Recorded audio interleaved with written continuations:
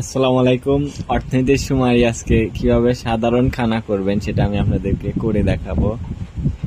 আমরা প্রথমে লিস্টিং ফর্মে যাচ্ছি, আমরা নির্বাচন করব, এরিয়া।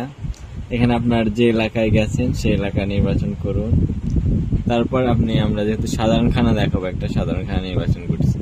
প্রথমে আপনারা সাধারণ খানা বা বাড়িওয়ালার নাম লিখবেন বা ইউনিটির নাম, যেমন একটা বাড়ির নাম থাকে ইমন হাউস বা তারা যে নামে থাকে। যদি নাম না থাকে তাহলে বাড়ি ব্যক্তির নাম লিখবেন, যে সাইদুল ইসলাম বা রবিউল ইসলাম এরকম। তারপরে ঠিকানাটা লিখবেন যে এটা কোন পাড়ায় অবস্থিত, বা এখানে যদি আপনার বাসা বাড়ি হয় তাহলে ব্লক নাম্বার, সেক্টর নাম্বার এবং রাস্তার নাম্বার লিখবেন, এবং সংখ্যাও লিখতে পারবেন যে কত নাম্বার হাউস।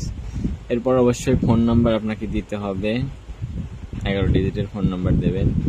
ইমেল দেওয়া বাধ্যতামূলক নয়, তো এটা না দিলেও চলবে।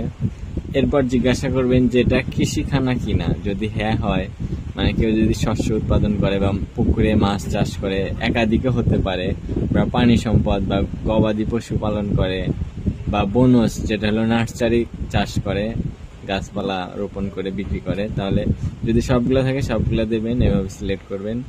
এরপর জিজ্ঞাসা করবেন যে কৃষি বহির্ভূত, মানে কৃষিকাজ ছাড়াও কোনো অর্থনৈতিক কর্মকাণ্ড করে কিনা, মানে আরো কোনোভাবে আয় করে কিনা। যদি হ্যাঁ হয়, যেমন ফ্রিল্যান্সিং করে বা বাসায় বসে বুটিক্সের কাজ করে বা বাঁশের কাজ করে, তাহলে হ্যাঁ দেবেন।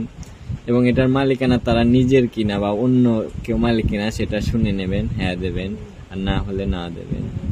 এরপর এই যে কাজটি করে, যেমন বুটিক্সের কাজ বা এই বেতের কাজ, সেটা কি নিজের বাড়িতেই আছে কিনা সেটা নির্বাচন করবেন, হ্যাঁ যদি স্থায়ী কাঠামো থাকে। আর যদি ঘরের মধ্যেই তৈরি করে তাহলে না দেবেন।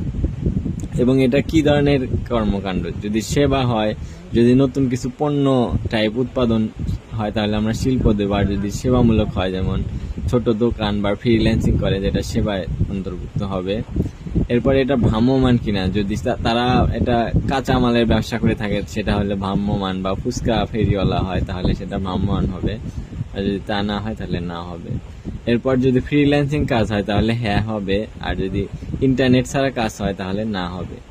এবং এখানে শুধু এই যে কৃষি বহির্ভূত, যে কৃষি ছাড়া অন্যভাবে যে আয় করে সেই মানুষ কয়জন সেটা লিখবেন। হতে পারে 1জন বা 2জন, যে কয়জন কাজ করে, বুটিক্স বা ফেরিওয়ালা বা কৃষিকাজ ছাড়া যে আছে ফুচকাওয়ালা, তাহলে ভ্রাম্যমান হবে, বা ফ্রিল্যান্সিং তাহলে 2জন হবে।